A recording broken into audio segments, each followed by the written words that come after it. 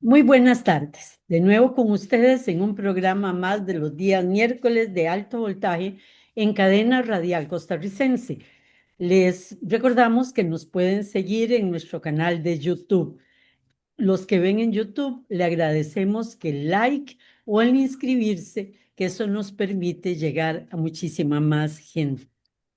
Nuestro programa de hoy es un análisis sobre la nueva propuesta de estrategia de defensa de Estados Unidos que implica esta nueva estrategia de defensa, los porqués de su planteamiento, los cambios geopolíticos e internos de Estados Unidos que la producen.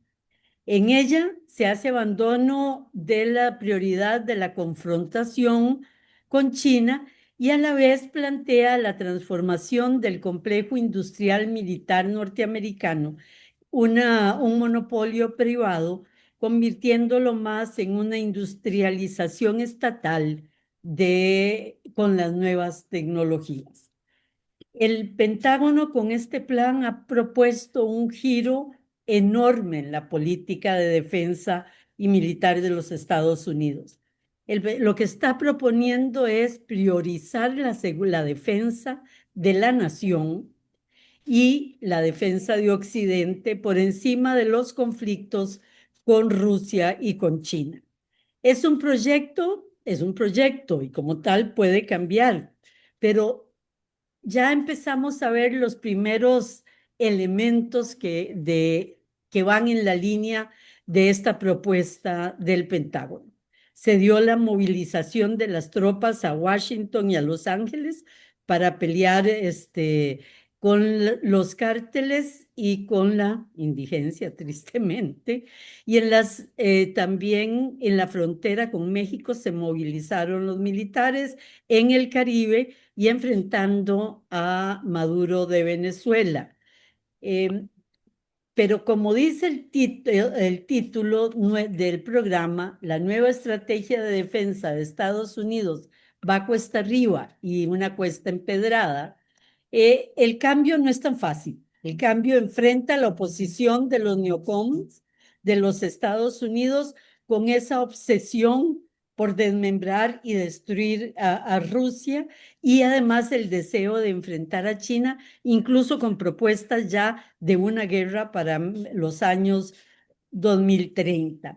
Se enfrenta también al temor de los aliados tradicionales, temor activo.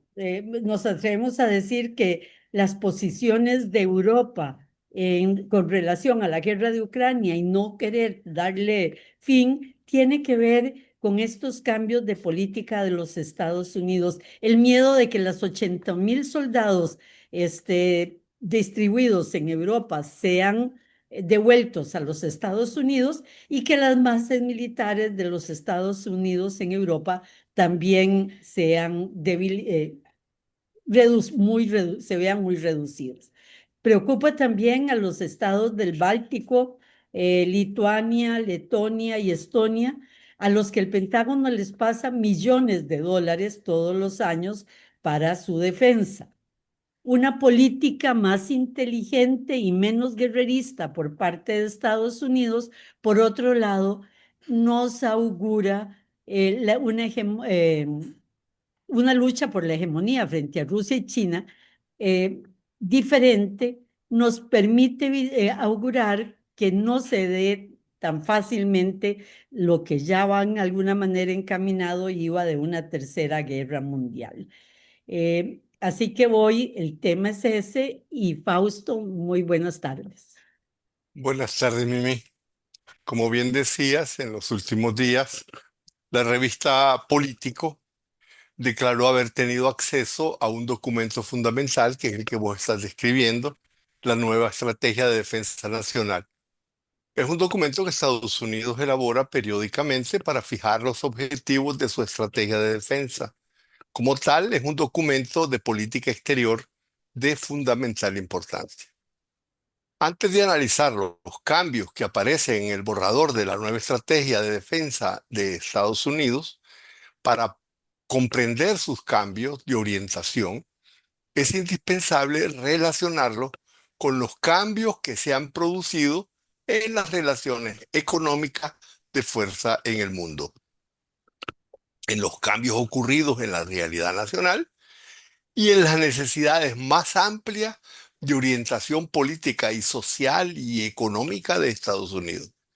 Es de ahí, de esos elementos, donde se derivan las necesidades de reorientación estratégica de defensa. Porque si existe la necesidad de una nueva estrategia de defensa, es porque también existen necesidades de reajustes económicos. Por eso la estrategia de defensa de los Estados Unidos no puede verse desligada de sus necesidades sociales, políticas y económicas.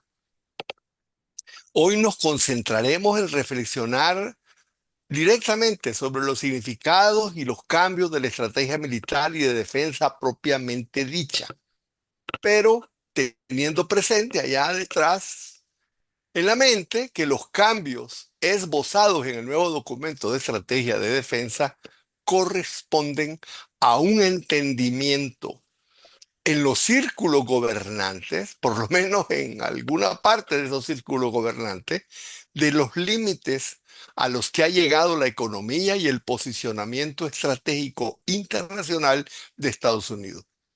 Los cambios estratégicos de defensa buscan calzar con los reajustes económicos que también se están haciendo. Mm. Bueno, comencemos por decir que los tiempos que vivimos están en gigantesco contraste con la situación del mundo al final de la Guerra Fría, cuando Estados Unidos habían quedado como única potencia hegemónica económica y militar del mundo. Fue precisamente entonces que apareció por primera vez de forma pública una famosísima estrategia nacional de defensa. Son los años 1990, 91, 92.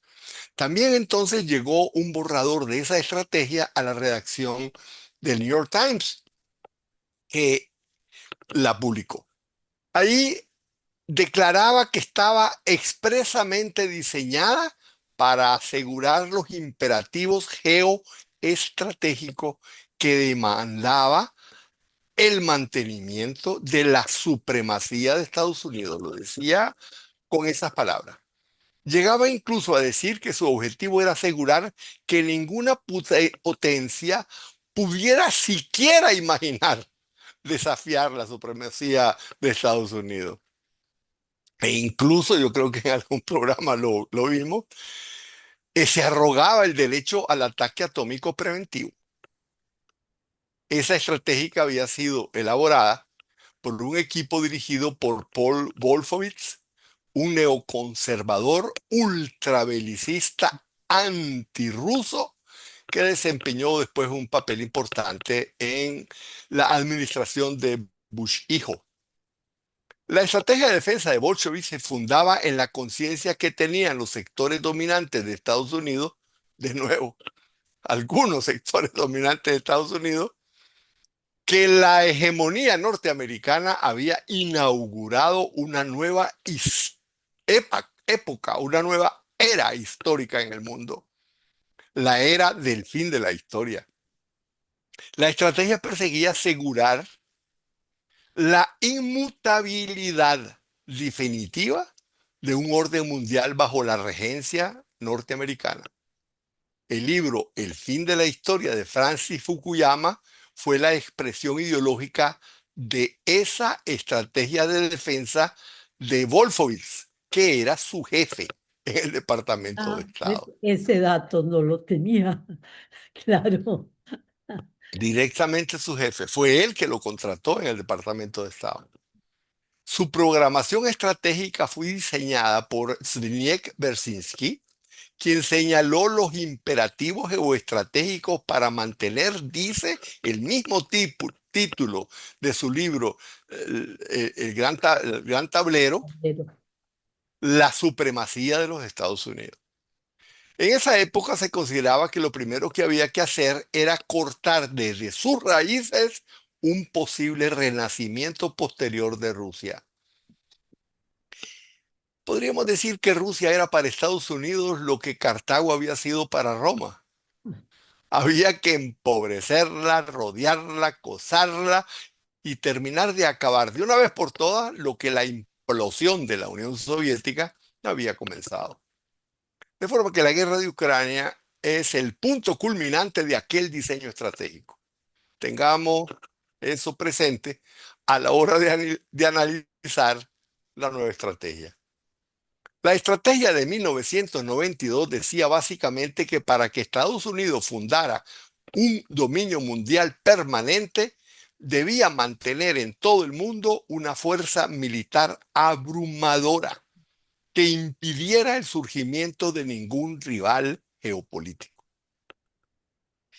Bueno, de ahí se deduce y a partir de ahí es que se desarrollaron, mantuvieron y utilizaron más de 800 bases militares en todo el mundo, se solidificaron alianzas en Europa con la OTAN, se desplegó personal militar en Japón y Corea, se montó un aparato de guerra en sudeste asiático y se puso a Oriente Medio bajo la hegemonía militar de Israel. Era parte de aquella estrategia mientras también controlaba directamente a los países petroleros del Golfo Pérsico. Todo eso demandaba costos exorbitantes y sobre todo una primacía tecnológica, política y militar, así como una capacidad económica para sostener todo eso. Esa capacidad Estados Unidos la ha perdido desde hace tiempo. Por supuesto, ha llovido desde entonces mucho y bajo el puente de la historia ha pasado mucha agua.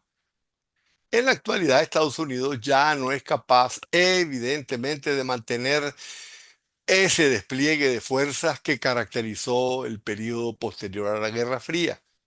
La propia administración de Trump es expresión de que una parte de la clase dirigente de Estados Unidos tomó nota de esa insostenibilidad. Las ambiciones cultivadas por la clase dirigente de Estados Unidos durante 35 años, son 35 años de mantener la mentalidad de la estrategia de Wolfowitz. Esas ambiciones ya no están en correspondencia con las posibilidades económicas concretas de Estados Unidos. O solo la deuda que maneja Estados Unidos lo hace imposible. Así es, así es. Y bueno, sus capacidades industriales, en fin, todas las cosas que hemos hablado. Y la situación interna. Por lo tanto, es necesario reconfigurar y reestructurar el posicionamiento exterior y readecuar el enfoque de Estados Unidos hacia el resto del mundo.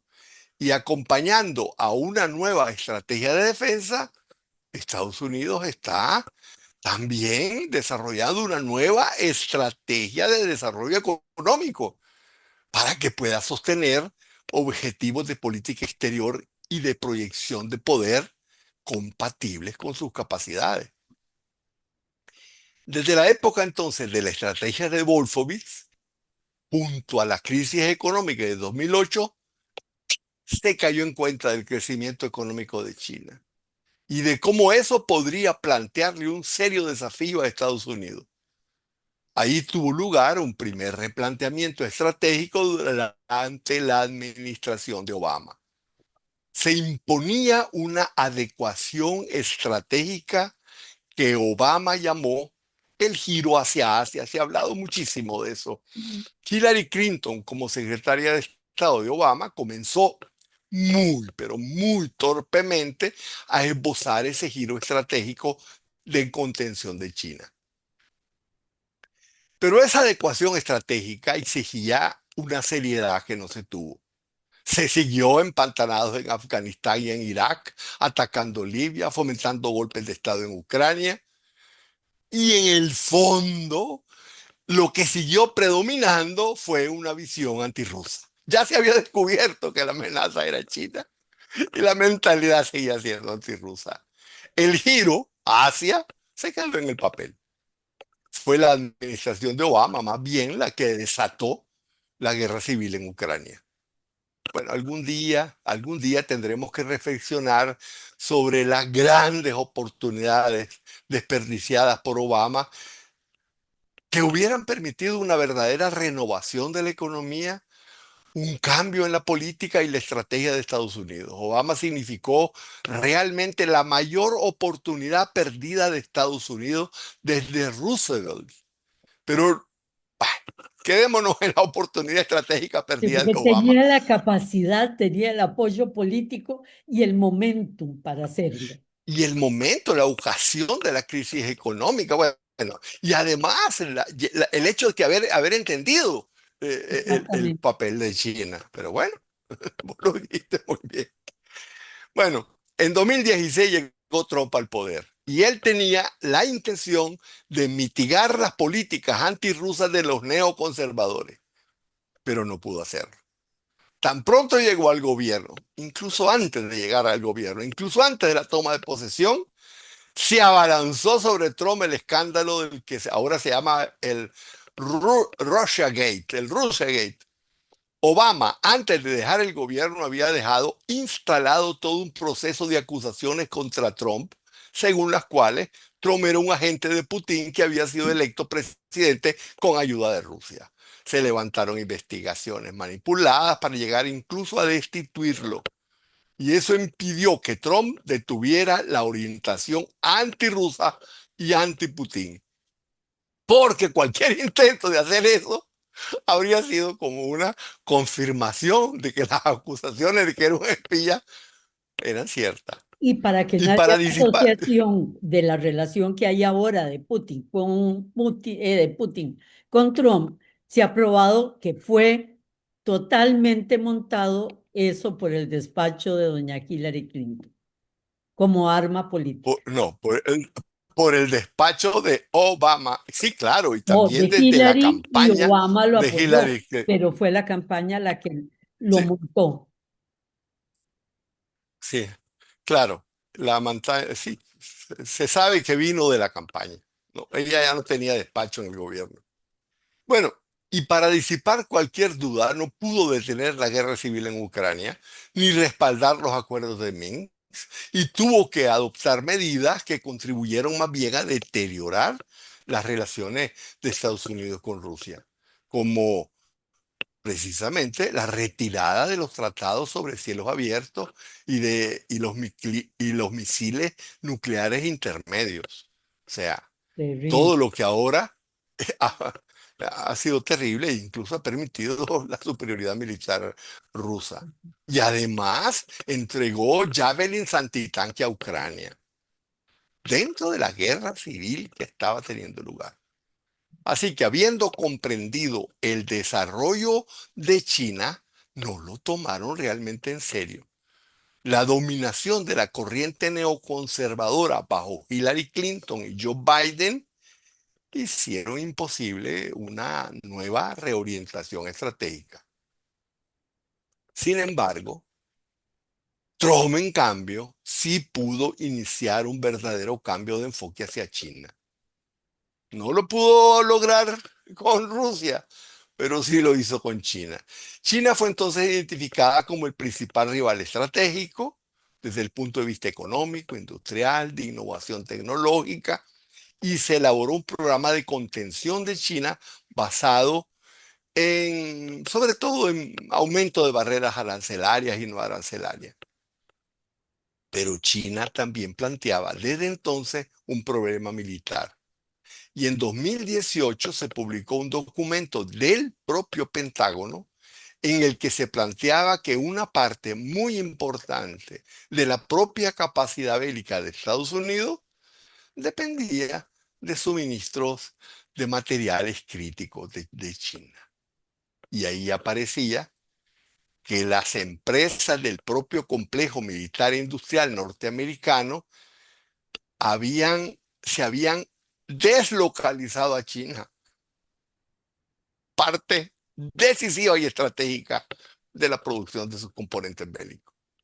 Era el colmo. Trump reaccionó cortando la Ellos transferencia de mismos, ¿cuál competencias y era la materiales frase de tecnológicos. Lenin? La famosa frase de Lenin, los burgueses con tal de ganar dinero son capaces de vender la soga con que van a ser El, ahorcados. ulti- el último va a vender la soga donde se ahorcó el penúltimo.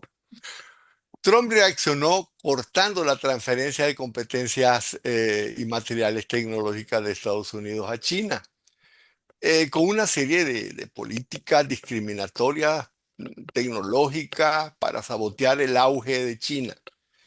Pero el giro anti-chino estaba cojo, renco, caminaba con una sola pata, porque necesitaba complementarse con un acercamiento a Rusia, con quien más bien se estaba enfrentando. Y entonces llegó Biden, y con Biden se dio un retorno rabioso a políticas antirrusas, las mismas que Trump había intentado mitigar. Bueno, comenzó la guerra de Ucrania.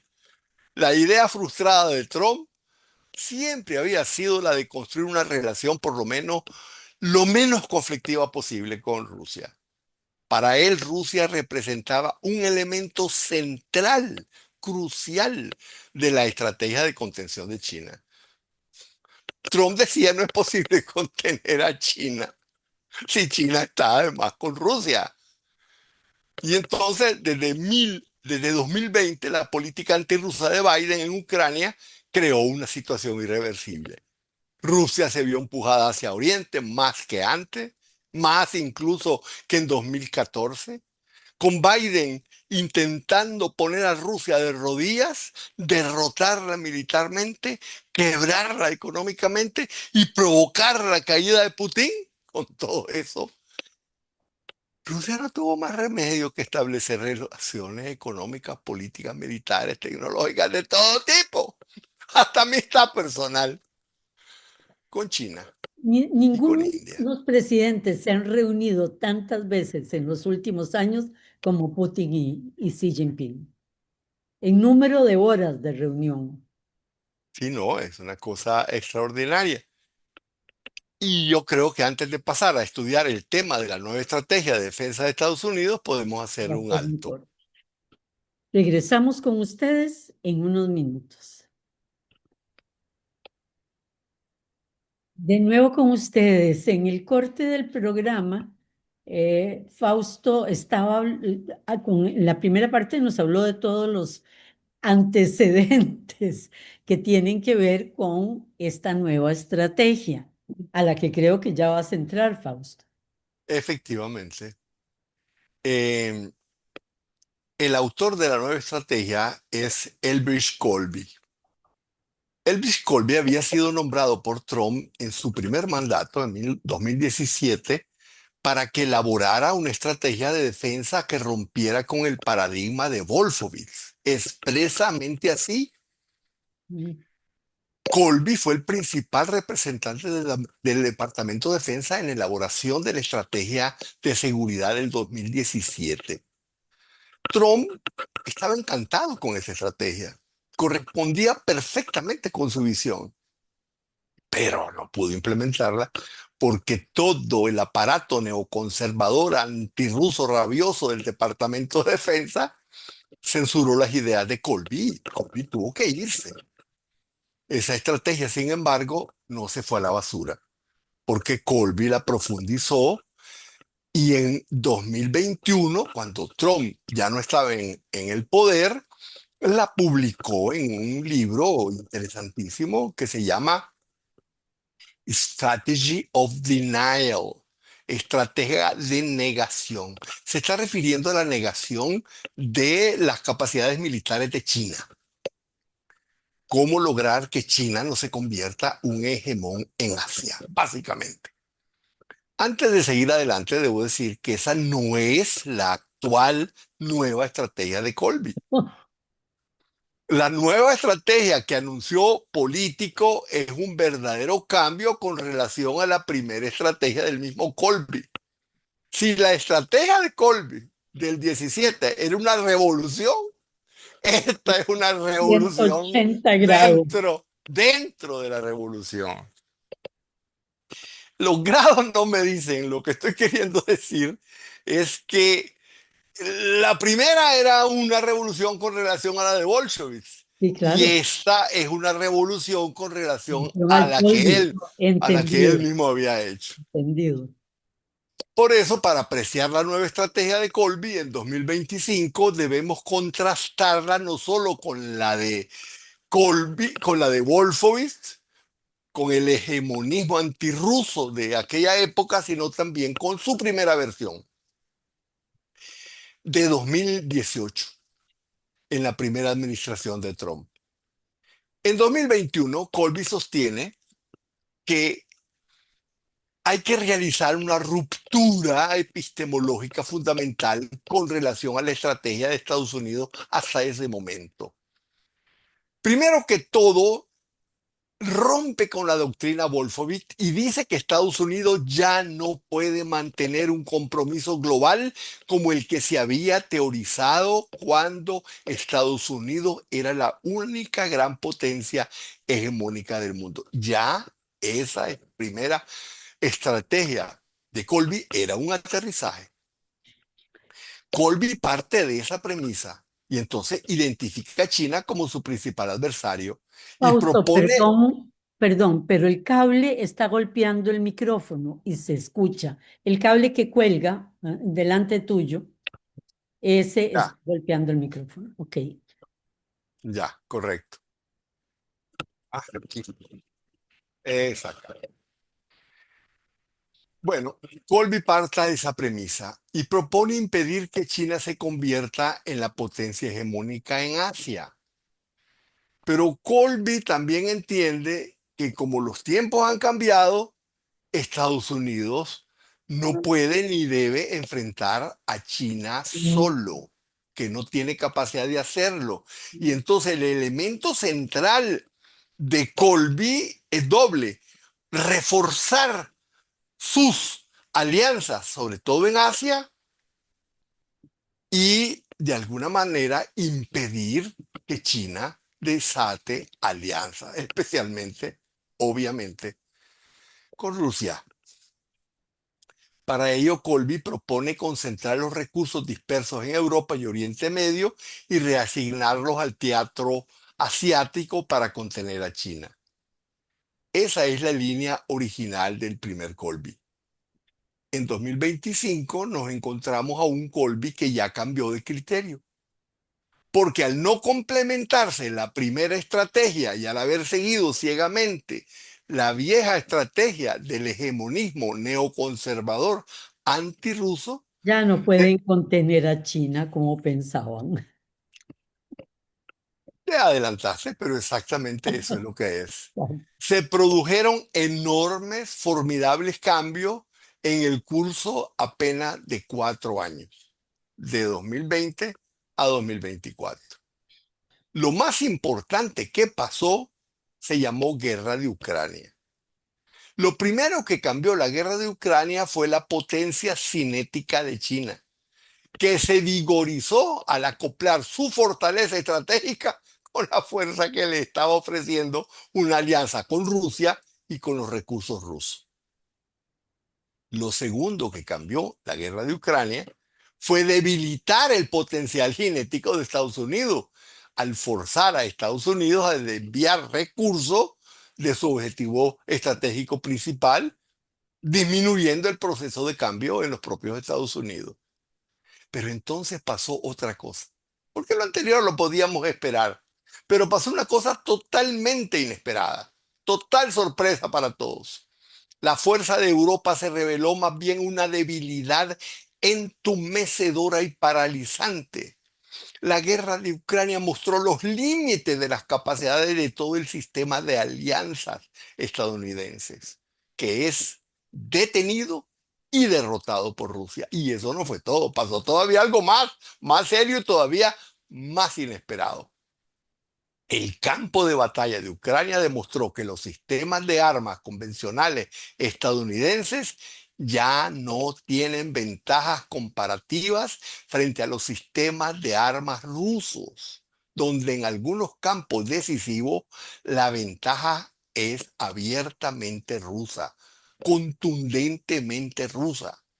Ahora bien, si la ventaja relativa es Rusia y Rusia y China han estrechado una amistad que se ha vuelto cada vez más cercana, amistad fortalecida por la guerra en Ucrania, entonces apenas lógico deducir que los chinos también se han fortalecido. Y aquí voy a ir a una cosa que es ridícula y no es ridícula. Kaja Kallas lo dice de una forma gráfica. Dice Kaja Kallas, presidenta de Estonia, creo, y al mismo tiempo la responsable de Relaciones Exteriores de la Unión Europea. Dice ella, si no podemos con Rusia, ahora, ¿cómo podemos enfrentar a China? Y todo el mundo se ríe, porque se piensa que está hablando como presidenta de Estonia, un pequeño país. No, ella simplemente está repitiendo algo que oyó en algún salón. Esa es la visión sistémica de la OTAN y Estados Unidos. Tienen razón. Si no pueden con Rusia, no van a poder, mucho menos con China. Ese pensamiento ilumina la nueva estrategia de Colby en 2025. Ya no puede ser simplemente un giro a Asia para detener a China. Eso quedó atrás. De hecho, la analista militar brasileña Patricia Mariens, que te envié un documento sobre ella, no voy a hablar mucho porque no me da tiempo, escribió un breve artículo donde describe un salto tecnológico militar de China con respecto a lo que existe en Occidente. Dice que es algo que nunca se ha visto. Ahora, Colby sabía eso, porque ahora ocupa el cargo más alto dentro del Ministerio de Guerra después del ministro. Conoce todo. Le entran toda la información de inteligencia. Es un alto cargo técnico y tiene a su disposición la inteligencia de lo que pasa afuera y la inteligencia de lo que pasa adentro. Y puede hacer una comparación directa con lo que ocurre en Estados Unidos, es decir, cómo es su ejército, cómo es su marina, cuáles son las capacidades de producción del sistema militar industrial, etcétera, etcétera, etcétera. Yo quiero recordarte que en la primera versión de Colby, los únicos que estaban de acuerdo con él era la Fuerza Aérea. Bueno, entre esas dos cosas, entre las capacidades ruso-china y las limitaciones de Estados Unidos, Colby hace la deducción más lógica, la que vos así hiciste al comienzo, que me pareció que te adelantaba, pero estuvo muy bien porque introducía a que no nos escuchan en lo que viene. Debemos evitar afrontar una guerra abierta con China y muchísimo menos simultáneamente en dos frentes. Entonces yo creo que para ilustrarlo todo mejor, debemos comparar la estrategia de Colby 1, la que sale en Strategy of Denial de 2021, y la estrategia que yo le llamaría de Colby 2, que es la que apareció reseñada en Polémico y es la que estamos presentando ahora. En 2021, Colby identificaba a China como la principal amenaza y el desafío hegemónico en Asia y decía que era detener a China era su principal prioridad. La línea actual es más matizada y prudente. China sigue siendo un problema, pero la prioridad es reforzar Estados Unidos, la defensa del territorio del hemisferio occidental, lo que vos decías, la reforma de su sistema bélico, la reforma de su sistema económico. Ya no es prioritario gastar recursos en contener a China. En las condiciones actuales, tal vez eso ya no sea posible. En 2021, Colby decía que el objetivo estratégico de Estados Unidos era impedir que China se hiciera hegemónica en Asia. Ahora hay que detenerla en América. El, Exactamente. objet- el objetivo estratégico es proteger el territorio nacional, la frontera sur del continente americano de amenazas directas, carteles, migraciones y la presencia china en América del Sur, en México, en el Canal de Panamá. Y bueno, antes había que detener a China en Asia, Y ahora hay que tanto que detener. desarrollaron, el Pentágono desarrolló la guerra contra China, toda la programación para el 2030. Un general lo dijo, ¿verdad? Esos eran los 35. Ya Sí, no. Eso realmente hacía rato que eso era una auténtica, no utopía, sino distopía. Bueno, en 2021 las prioridades geográficas eran el Indo-Pacífico, Taiwán, Japón, el Mar Sur de China. Ahora son un repliegue. Disminuir en Asia, Oriente Medio y Europa y fortalecer el territorio de Estados Unidos, el hemisferio occidental, el continente americano. Vos bien lo dijiste alguna vez que te dije eso, pobre América Latina. Pobre América, de nuevo los tenemos sintiendo que Qué somos. pena, somos otra vez prioridad. Y eso Ojalá es que fuera. malo, porque ser enemigo de Estados Unidos no es bueno, como decía Kissinger, pero ser amigo de Estados Unidos es peor. Es fatal, Y decía. tenerlo con la visión total en nosotros, tragedia. Ok, antes, en el 2021, el papel de las alianzas era establecer y consolidar coaliciones en Asia, lideradas por Estados Unidos frente y contra China. Ahora, el nuevo documento dice que el papel de las alianzas es distinto. Es que ya no creen las nuevas alianzas. La nueva estrategia es muy escéptica de la fuerza que le dan los aliados. Más bien siente que le quitan fuerza. Ya no creen asumir compromisos con aliados débiles, tanto en la OTAN como los socios asiáticos. Ya no quiere defenderlo, quiere que más bien ellos contribuyan a financiar la defensa norteamericana.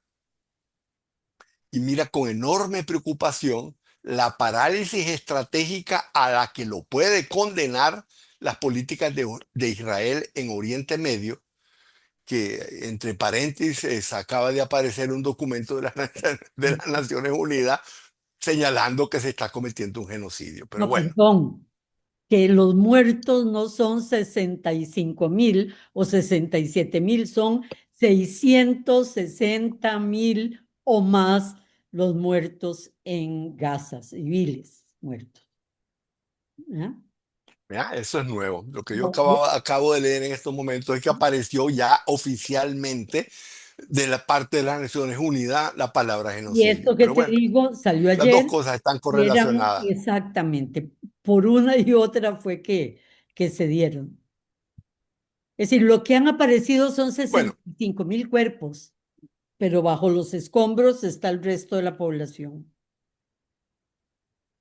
bueno. Luego están los compromisos globales. En 2021, Colby criticaba las guerras elegidas, como Irak, Afganistán, Libia, pero defendía un compromiso en Asia, ya no. Ahora se debe reducir drásticamente los compromisos internos. Ya no uno se puede comprometer con nada. La agenda es el retorno de tropas y recursos al continente americano. Es un repliegue imperial. ¿Cuál era el uso previsto para las Fuerzas Armadas en 2021? En 2021 vos le dijiste, con ese general, etcétera, prepararse para un conflicto convencional de alta intensidad con China que vos señalaste que tenía fecha. ¿Eh? Ahora no. Por favor, no. La prioridad ahora es más bien evitar a toda costa un enfrentamiento bélico con China. En la nueva estrategia, Colby manifiesta evidentemente sus dudas sobre la posibilidad de afrontar una guerra, porque si se diera, en el caso de que su intento de contener a China acabara teniendo un enfrentamiento militar y lo perdiera, eso sería una derrota irreversible, es decir, una derrota devastadora y sus ondas de choque desintegrarían todo el sistema de alianzas estadounidense y probablemente provocaría realmente grietas sísmicas inimaginables en el tejido interno de los propios Estados Unidos. Ahora, el uso prioritario de las Fuerzas Armadas para tareas internas en la frontera, para la lucha contra el narcotráfico y para el orden público dentro de los mismos Estados Unidos, es algo que va a tener también impactos en las propias políticas de Estados Unidos. Para decirlo en resumen, la filosofía estratégica de Colby en 2021 era selectiva en el exterior concentrar la fuerza en Asia y recortarla de los otros lugares. Ahora la filosofía estratégica es todavía más selectiva. Se vuelve interna y continental. Ya es concentrar las fuerzas en el territorio, en el hemisferio occidental y recortar los compromisos en el extranjero. Es el repliegue imperial. Es el paso a un aislacionismo moderado para recomponer a Estados Unidos en todo y volverlo a hacer fuerte otra vez. La nueva estrategia de Colby obedece la lógica intrínseca del movimiento MAGA. Resolver los problemas de Estados Unidos y no permitir que aventuras militares desvíen del propósito de la recuperación nacional Pero en el en camino, todos los sentidos. astutamente hacer pagar a sus aliados la reindustrialización de Estados Unidos e incluso la deuda. Pero ese es otro programa. No, no, no, el mismo programa. Bueno, no lo vamos a ampliar, pero básicamente es lo mismo. Antes pagaba para defender afuera, ahora paguen para defender adentro. Porque no solamente es la industrialización, también está queriendo que financien sus propias fuerzas armadas. La primera fuerza contraria, sin embargo, al cambio estratégico es enorme. La primera es ideológica, porque exige que cambie la propia doctrina tradicional del Pentágono, que ha sido siempre la de tener una defensa avanzada. Todo el sistema de defensa estadounidense está pensado para afuera, para la proyección internacional. Eh, Ellos lo dicen, defenderse allá para no tener que defenderse aquí. Ahora se demanda una transformación de la doctrina tradicional de los Estados Unidos de la Segunda Guerra Mundial y es un abierto, claro, expreso y evidente retorno a la doctrina Monroe. Todo el ejército, la marina, la aviación y las industrias militares, todo el sistema de defensa está pensado para ser una potencia hegemónica global, con miles de bases en todo el mundo. Cambiar eso es algo realmente impensable. Y hay fuerzas sociales, económicas, políticas, de todo tipo contrarias al cambio. Todo el sistema militar industrial se vería afectado. Otras fuerzas políticas son los neoconservadores, los liberales, intervencionistas, en todos los partidos. El cambio va a provocar graves problemas en el Congreso, graves problemas en las instituciones. Y bueno, quizás Colby no quería entrar en una guerra con China, pero a cambio, para implementar este programa, parece ser que va a tener que haber una guerra política muy seria en los propios Estados Unidos, porque se plantea cambios en la economía, cambios en la estructura de defensa interna, cambios que crean condiciones nacionales de lucha política sin límites y sin piedad porque las fuerzas contrarias a ese cambio son gigantescas. Es una revolución sin las condiciones que permiten construir después de una revolución, ¿verdad? Eso es muy difícil. Es decir, con todo el aparato institucional como está, los cambios se hacen cuesta arriba. Es decir, el punto es que para una revolución se necesitan fuerzas sociales poderosas y se podría decir que esas fuerzas sociales se encuentran en MAGA y que muy posiblemente si realmente se lanzara a fondo a realizarlos, tal vez podría lograrlo. Pero la oposición a ese movimiento es las instituciones, es institucional. Para ello, representaría enfrentarse a las instituciones y el enfrentamiento a las instituciones viene junto a la idea de utilizar el ejército dentro de Estados Unidos y eso va a cambiar el sistema político estadounidense. O sea, estamos en una situación que no sabemos realmente todo lo que puede pasar. Yo diría, dichosamente, que Trump ahora va, pero casi siempre después regresa. Eh, Eso diría yo que es lo esencial que podemos decir de la nueva estrategia. Yo creo que aquí podemos Aquí cortar el podemos. programa. Creo que ha sido muy rico, Fausto, para poder entender qué está pasando realmente en lo geopolítico y a lo interno de los Estados Unidos. Nos falta un programa más sobre la parte más económica de todo esto. Muchas gracias a ustedes por habernos acompañado y los esperamos el próximo miércoles. Buenas tardes. Buenas tardes, Mimi.